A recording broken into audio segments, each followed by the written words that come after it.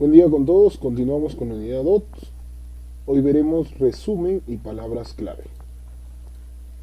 Mi nombre es Pedro Guerra Canchari, estos son mis datos y conflictos de interés.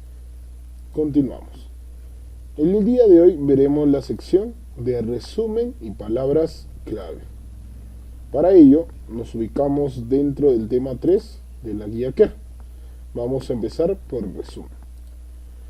El resumen es importante recordar que este tema se divide en 4 puntos importantes. El primero, introducción. ¿Qué hace único al caso clínico y qué añade a la literatura médica? Segundo, los principales síntomas y hallazgos clínicos importantes. Tercero, los principales diagnósticos, terapéutica y resultados obtenidos en el caso clínico, dando preponderancia y mayor número de palabras a lo novedoso del caso clínico. Finalmente, la conclusión. ¿Cuál es la principal acción aprendida del caso? Entonces, a tener cuenta en el resumen de un caso clínico. A diferencia de los artículos originales, en vez de métodos y resultados se incluye el relato del caso clínico, el cual debe abarcar cada una de sus subsecciones, redactada de una forma resumida y proponderar la mayor cantidad de términos a la sección más importante, es decir, a lo novedoso del caso clínico. La extensión de palabras varía usualmente entre 100 a 400. Se recomienda no exceder 150 palabras. Entonces, recuerde, a manera de memotecnia, 200 para el resumen, 300 para la intro, 400 para el relato y 500 para la discusión. Junto al título suelen redactarse al final, y es que muchas veces van a darse cuenta que el resumen y el título van a estar en constante cambio. Y sí, a veces resumir puede ser lo complicado, pero si ya tienes el resto escrito, el resumen será más rápido. Entonces, veamos 2 ejemplos y encontraremos las diferencias. El primer caso clínico, de título, melanomatosis meningia difusa primaria, una rara forma del melanoma meningio, se presenta un resumen no mayor de 250 palabras y que incluye 3 subtítulos. El primero incluye la introducción, con un aproximado del 35% del texto del resumen.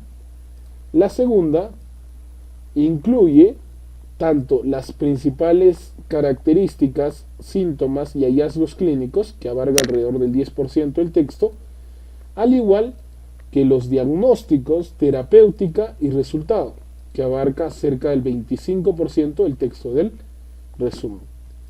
Finalmente, la conclusión, la cual es la enseñanza del caso clínico y que abarca el 30% de la extensión del resumen.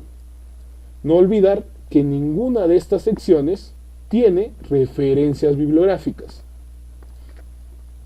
En el segundo caso clínico, con título Carcinoma mioepitelial de vejiga en un paciente pediátrico, el resumen de aproximadamente 200 palabras no cuenta con subtítulos, pero que cada una de las secciones está inmersa en el mismo.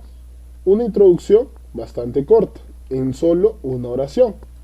La sección de principales síntomas y hallazgos clínicos y la tercera sección de diagnóstico, terapéutica y resultados abarca cerca del 80% del resumen y justamente va a ser todo el restante de la sección.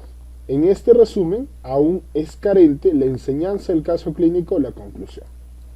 De igual forma, ninguna de las secciones cuenta con referencias. Por ende, no olvidar, el resumen puede o no llevar subtítulos, pero debe encajar el número de palabras solicitados. Y usualmente quien define que sea estructurado, es decir, con subtítulos, o no estructurado, sin subtítulos, es la revista a la cual uno va a enviar. El resumen puede o no incluir una conclusión. Algunas veces, para dejar la duda de qué realmente pasó con el paciente, y eso motive al lector para poder leer, se omite la conclusión. Pero otras veces puede estar inmersa. El resumen no lleva referencias bibliográficas. Eso sí es algo pendiente, o bueno, es algo importante a tenerlo en cuenta. Prosigamos con las palabras clave. Para ello nos ubicamos en el tema 2. Vemos que las palabras clave, o también llamadas keywords, son 2 a 5 palabras que identifican el diagnóstico e intervenciones en el reporte de caso.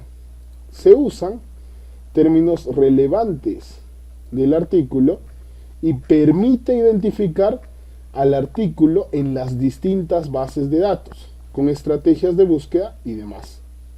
Usualmente son entre 3 a 5 palabras y vemos el primer ejemplo del caso de melanomatosis meningia primaria difusa, una rara forma de presentación del melanoma meningio, donde se presentan 4 palabras clave: meningio, melanomatosis, melanoma y leptomeninges. Si bien la guía Kerr recomienda no exceder las 5 palabras clave, no existe un máximo de palabras clave, a menos que la revista establezca un límite de palabras clave. Para ello es importante siempre ser minucioso con la guía de autores y saber elegir bien las palabras o términos a escoger.